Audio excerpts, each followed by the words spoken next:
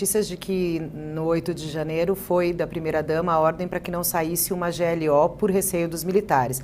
Agora o senhor, em conjunto com o ministro Flávio Dino, estuda a viabilidade de uma PEC para acabar com esse instrumento de garantia da lei e da ordem. Como é que está esse estudo? Esse estudo partiu, essa ideia de acabar com a GLO veio de um pedido do presidente Lula, da primeira-dama. E como que seria esse fim da garantia da lei e da ordem, que no Exército, por exemplo, eles defendem esse instrumento. E aí me dizem lá que às vezes vão fazer uma roupagem nova, talvez só mudar o nome. É por aí? Pois bem, deixa eu lhe dizer, isso existe desde 1988, não é isso, Alcir? Constituição de 88. Tá? Nunca deu problema. GLO, garantia da lei e da ordem, ela serve para as Forças Armadas que vivem dentro dos quartéis, cada um com suas funções, darem apoio à sociedade na hora que a sociedade precisa. O Papa vem aí fazer uma visita. Então, coloca as Forças Armadas na rua para dar mais garantia aos papas, para não haver problema.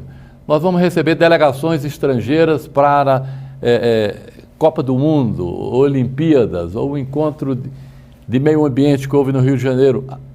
Greve nas polícias estaduais.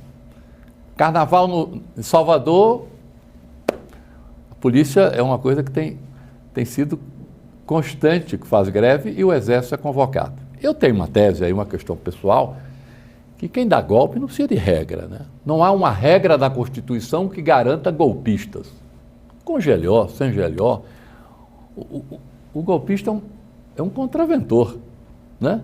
Ele vai com Constituição, com regra, com qualquer coisa.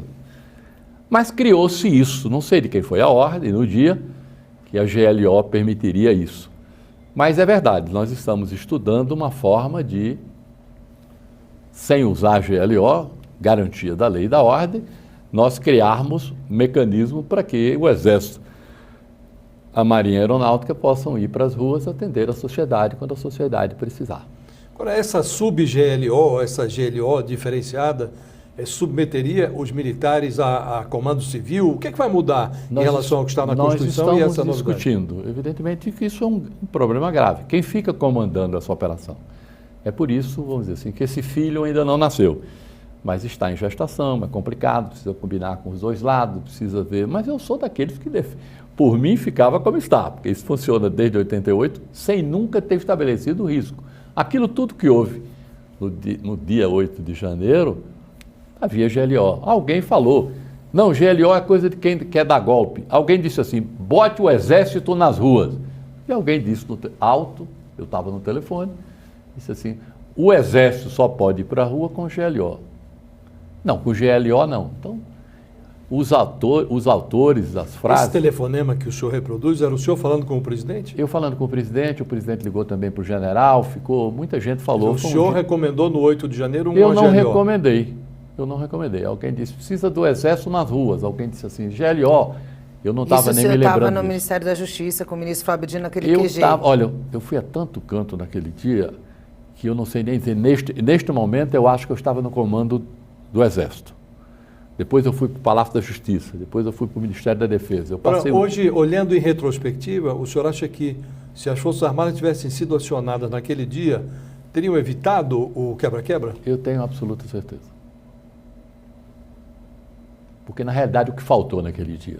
Faltou naquele dia a polícia do Distrito Federal estar na rua. Então, o que o senhor está dizendo é muito sério, né, ministro? Na prática, o que o senhor está dizendo houve o quebra-quebra nas sedes dos três poderes. Deixa eu só fazer uma interrupção. Porque faltou... a polícia não foi. Exército na rua. A polícia, não, faltou polícia na rua. Se foi da Polícia do Distrito Federal, que a lei permitia, se foi do Exército, faltou quem dissesse não, não houve não.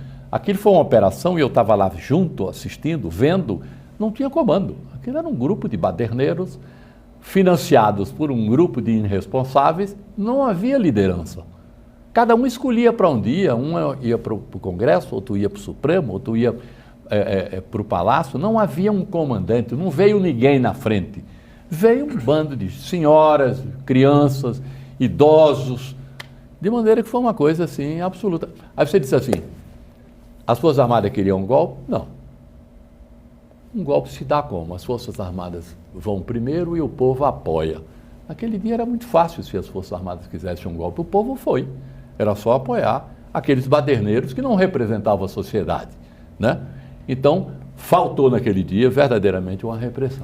Ministro, só que está recapitulando... Só para insistir nesse ponto, Carla, quer dizer, se houvesse a GLO, se o Exército estivesse na rua, não teria havido aquela se houvesse quem se impedisse aquilo, se houvesse quem impedisse aquilo, ou o Exército, a Marinha, a Aeronáutica ou a Polícia do Distrito Federal, não teria tido aquele volume. Agora, esse diagnóstico seu é interessante, ministro, mas se nós formos raciocinar, no único lugar onde o Exército poderia ter tomado essa providência, que era o prédio, a sede do Palácio do Planalto, não tomou. Pois bem, é por conta disso que tem uma CPI instalada.